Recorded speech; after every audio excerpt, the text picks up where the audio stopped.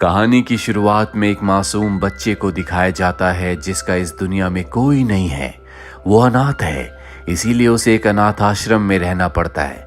आज ओलिवर 9 साल का हो चुका है और अनाथ आश्रम के रूल्स के मुताबिक 9 साल के होने के बाद हर एक बच्चे को काम करना पड़ता है। इसीलिए ओलिवर को एक जगह ले जाया जाता है जहां पर उसी की तरह बहुत सारे छोटे छोटे बच्चे हैं।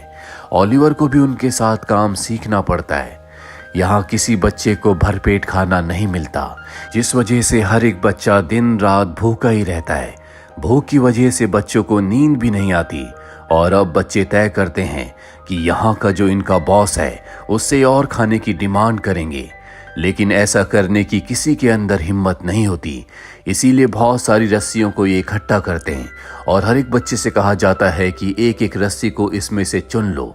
जिसके पास सबसे छोटी रस्सी आएगी वही बॉस से बात करेगा। और अब सब अपनी अपनी रस्सी को चुन लेते हैं। सबसे छोटी रस्सी ओलिवर के पास आती है, इसीलिए अब उसे ही बात करनी होगी। अगले दिन जब सब बच्चे खाना खा रहे होते हैं तो ओलिवर अपनी टेबल से उठकर बॉस के पास जाता है और कहता है कि मुझे और खाना चाहिए, मुझे भूख लगी है। हम सबको जो आप खाना देते हो वो खाना हमारे लिए भरपूर नहीं है, आपको हमारी डाइट बढ़ानी होगी।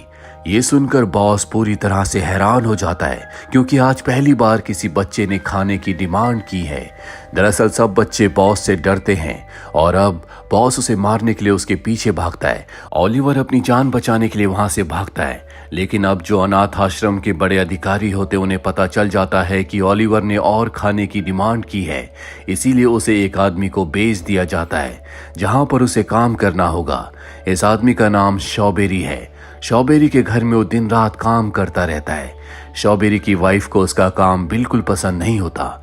यहाँ पर एक और बच्चा है जो ओलिवर की तरह इस घर में बेचा गया था, वो भी यहाँ पे काम करता है। ये बच्चा ओलिवर से बड़ा है जो ओलिवर को बिल्कुल पसंद नहीं करता, वो हमेशा उसे परेशान करता रहता है। एक रात को जब ये दोनों खाना खा रहे होते हैं तभी वो बच्चा ओलिवर की मॉम को कुछ गलत बोलता है, जिससे ओलिवर को गुस्सा आ जाता है। ओलिवर उसे मारने के लिए उस पर कूद पड़ता है, जिसके बाद शॉबेरी ओलिवर की बात सुने बिना ही उसे बहुत बुरी तरह से मारते हैं। ओलिवर ने अब तय कर लिया है कि वो यहाँ पर नहीं रहेगा, इसीलिए अगली सुबह वो अपना सामान लेकर इस घर से भाग जाता है। जब वो सड़क पर जाता है तो देखता है कि लंदन यहाँ से 70 मील की दूरी पर है। ओलिवर तय कर लेता है कि वो यहाँ से लंदन जाएगा, जहाँ वो अपनी एक नई जिंदगी की शुरुआत करेगा। लेकिन ओलिवर को ये अंदाजा नहीं होता कि 70 मील कितना होता है। इतना लंबा सफर तय करने में उसे कितना वक्त लगेगा। हालांकि उसके पास खाने की कुछ चीजें भी हैं, लेकिन जल्दी वो सब कुछ खत्म हो जाता है। ओलिवर को अब भूख लगती है। वो देखता है कि उसके सामने लकड़ी का एक घर है। खाने की उम्मीद में ओलिवर उस घर पर जाता है, लेकिन वो लोग उसे वहां से भगा देते हैं। ओलिवर बहुत ज्यादा भूखा है, वो थक चुका है, उसके शरीर में बहुत कमजोरी आ चुकी है। इसीलिए चलते चलते वो सड़क पर ही गिर जाता है। एक औरत उसे देख लेती है, जिसके बाद वो ओलिवर को अपने घर ले आती है, उसे खाने के लिए खाना देती है। जो खाने के बाद ओलिवर को ऐसा लगता है जैसे उसका एक दूसरा जन्म हुआ है, क्योंकि उसे उम्मीद नहीं थी कि कभी उसे खाना दोबारा मिल सकता है। हर कोई उसे धुतकार रहा था।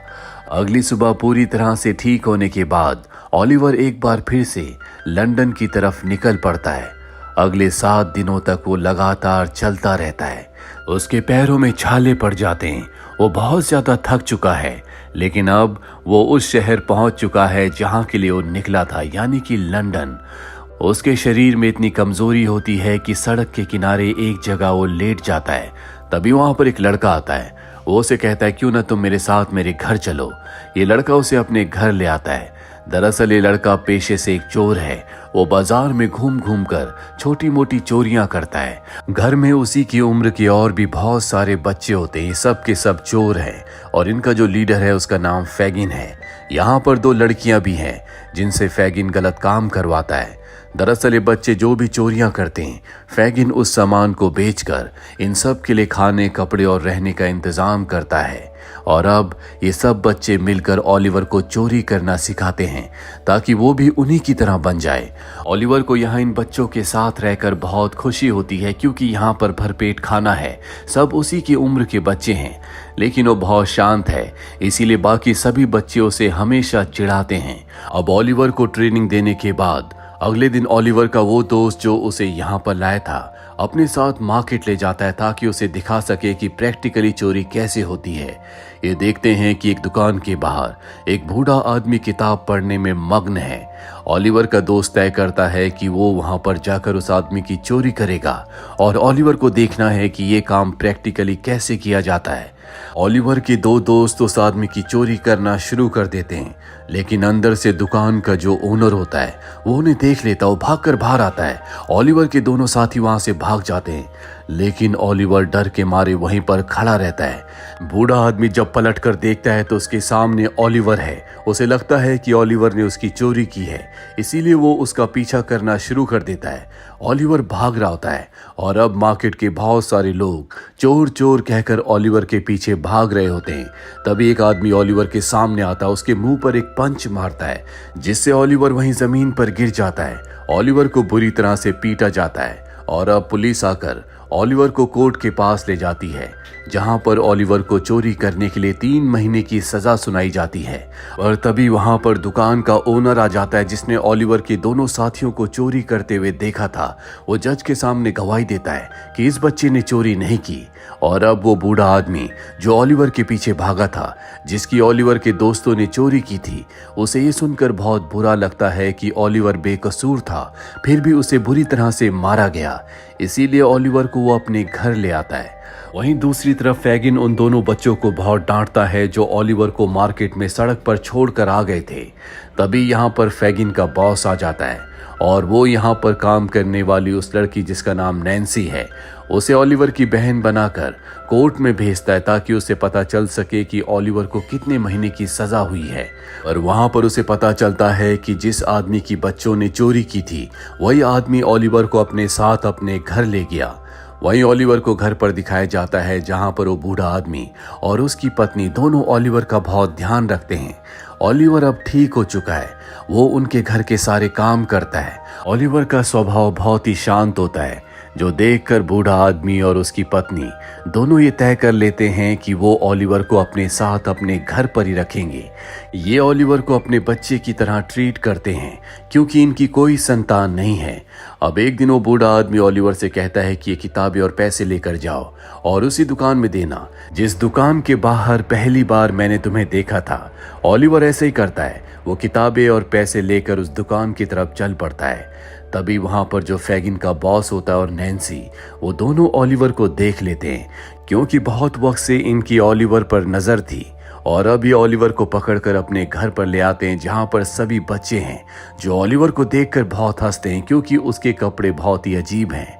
ऐसे कपड़े अच्छे घर के बच्चे पहनते हैं। फैगिन ओलिवर से किताबें और पैसे छीन लेता है। ओलिवर कहता है कि मुझे किताबें और पैसे वापस कर दो, मुझे यहाँ से जाने दो, नहीं तो वो लोग सोचेंगे कि मैं उनके पैसे और किताबें लेकर भाग गया। लेकिन फैगिन ऐसा नहीं करता। ओलिवर यहाँ से भागने की कोशिश करता है लेकिन उसे पकड़ लिया जाता है और एक कमरे में बंद कर देते हैं। अगली सुबह फैगिन उसके लिए नाश्ता लेकर जाता है और पूछता है क्या तुमने हमारे इस घर के बारे में, हमारे काम के बारे में पुलिस को कुछ बताया? ओलिवर कहता है कि नहीं, मैंने किसी को कुछ नहीं बताया। फैगिन का जो बॉस है उसे पता चलता है कि जिस बूढ़े आदमी ने ओलिवर को अपने घर पर रखा था वो शहर का बहुत अमीर आदमी है और अब वो तय करता है कि ओलिवर के जरिए वो उसके घर पर चोरी करेगा ताकि उन लोगों को पूरा यकीन हो जाए कि ओलिवर एक चोर है। वो कभी ओलिवर को एक्सेप्ट नहीं करेंगे। इसके बाद हमेशा के लिए ओलिवर को उनके लिए काम करना होगा। और अब फैगिन का बॉस ओलिवर को लेकर रात को घर से बाहर निकलता है। वो अपने एक साथी से मिलता है। इनके पास 2 पिस्टल्स हैं और उन पिस्टल्स को लेकर ओलिवर के साथ ये उसी बूढ़े अमीर आदमी के घर की तरफ बढ़ चलते हैं। ओलिवर उनसे बहुत रिक्वेस्ट करता है कि मुझे छोड़ दो, मैं उस घर में चोरी नहीं करना चाहता, लेकिन वो उसकी बात नहीं सुनते और घर के पास जाकर घर की एक छोटी सी खिड़की से ओलिवर को घर के अंदर भेज देते हैं। ओलिवर ऊपर की तरफ भाग कर जाना चाहता है, लेकिन फैगिन का बॉस उसे गन पॉइंट पर लेकर कहता है कि तुम्हें दरवाजा खोलना होगा, नहीं तो मैं तुम्हें गोली मार दूंगा। बॉस के कहने पर उसे दरवाजा खोलना पड़ता है और अब बॉस और उसका साथी अंदर आ जाते हैं। उनकी आवाज सुनकर ऊपर जो बूढ़ा कपल होता है वो अपनी गन्स लेकर नीचे की तरफ आने लगते हैं और जैसे ओलिवर उन्हें देखता है वो सीढ़ियों के ऊपर उनकी तरफ भागता है। बॉस उस पर गोली चलाकर उसे जख्मी कर देता है। ऊपर से वो लोग भी गोलियां चलाते हैं, जिस वजह से बॉस को ओलिवर को उठाकर यहाँ से भागना पड़ता है।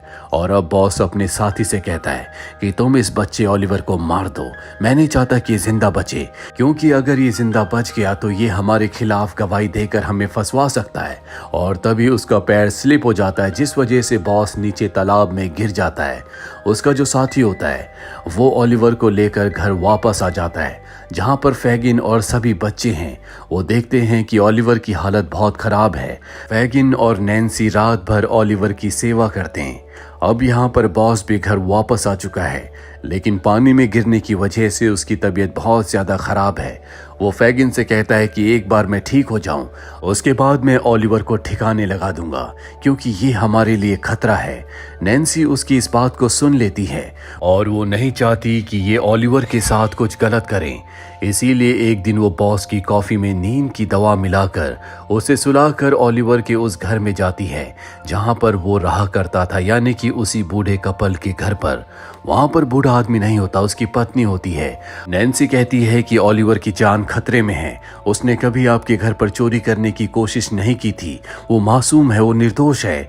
अगर आपके हस्बैंड पूरा सच जानना चाहते हैं तो उनसे कहना कि मुझसे लंदन ब्रिज पर आकर मिले। जिसके बाद नैन्सी घर वापस आ जाती है।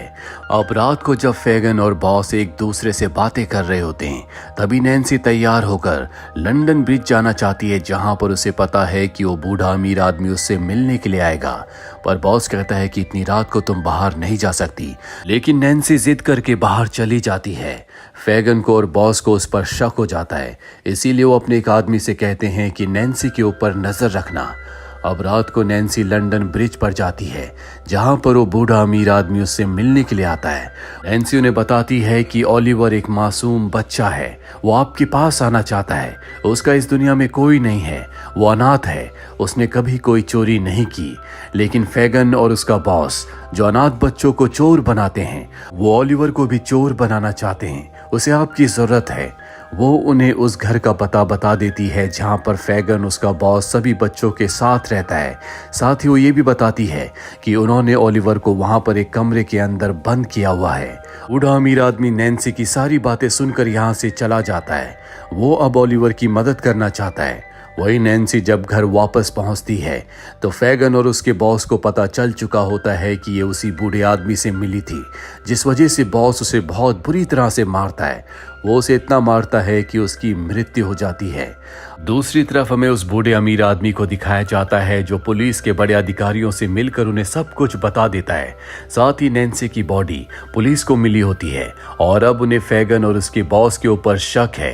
बूढ़े आदमी से जो भी इंफॉर्मेशन बड़े अधिकारियों को मिली थी वो सारी खबर न्यूज़पेपर पर छप जाती है। फैगन तय करता है कि वो सभी बच्चों को लेकर यहाँ से किसी दूसरे शहर में चला जाएगा ताकि बच्चों से चोरी करवाने का उसका काम चलता रहे। वहीं बॉस को दिखाया जाता है जो हमेशा अपने डॉग के साथ रहता है और आज वो अपने डॉग के साथ लंदन शहर को हमेशा के लिए छोड़ने वाला है। और जब वो शहर से बाहर जा रहा होता है तो वो सोचता है कि सब कुछ ओलिवर की वजह से हुआ है, उसकी वजह से उसका सारा का सारा काम चौपट हो गया और इसकी सज़ा वो ओलिवर को देगा, उसे वो मार देगा।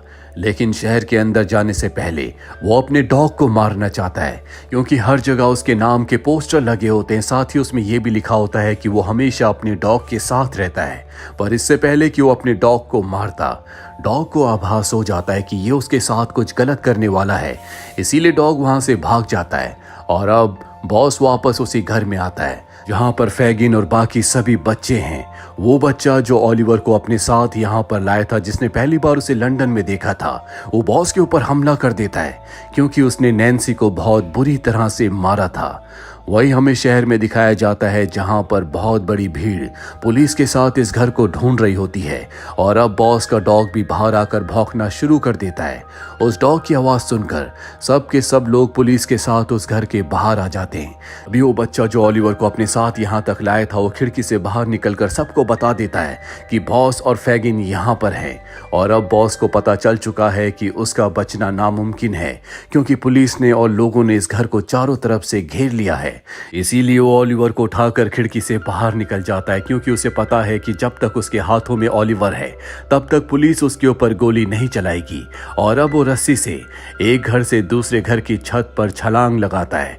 तभी पीछे से उसका डॉग भौंकता है। जब वो पीछे मुड़कर देखता है तो उसका पैर स्लिप हो जाता है जिस वजह से उसकी मौत हो जाती है। और अब ओलिवर को वही बूढ़ा अमीर कपल अपने घर ले आता है। ओलिवर उनके घर पर आकर बहुत खुश है। ये कपल भी ओलिवर को वापस पाकर बहुत खुश है। वहीं फैगन को दिखाया जाता है जो जेल में है। ओलिवर उस बूढ़े अमीर आदमी के साथ फैगिन से मिलने के लिए जाता है क्योंकि फैगिन ने हमेशा उसके साथ अच्छा बर्ताव किया था। जब उसे गोली लगी थी तो फैगिन और नैन्सी ने रात भर उसकी सेवा की थी जिस वजह से उसकी जान बच गई थी। वो फैगिन से मिलता है लेकिन फैगिन उसे नहीं पहचान पाता क्योंकि उसकी दिमागी हालत खराब हो चुकी है। उसे सजाए मौत मिली है। ओलिवर चाहता है कि उसकी सजा माफ कर दी जाए लेकिन उसकी बात कोई नहीं सुनेगा। इसीलिए आंखों में आंसू लिए वो जेल से बाहर निकल जाता है जिसका मतलब ये है कि फैगिन का भी वही अंत होगा जो कि बॉस का हुआ। लेकिन ओलिवर जो कि हमेशा से मासूम था जिसका इस दुनिया में कोई नहीं है उसका भविष्य उज्जवल है। और इसी के साथ ये फिल्मी कहानी यहीं पर खत्म हो जाती है। उम्मीद करते हैं कि ये कहानी आपको पसंद आई होगी।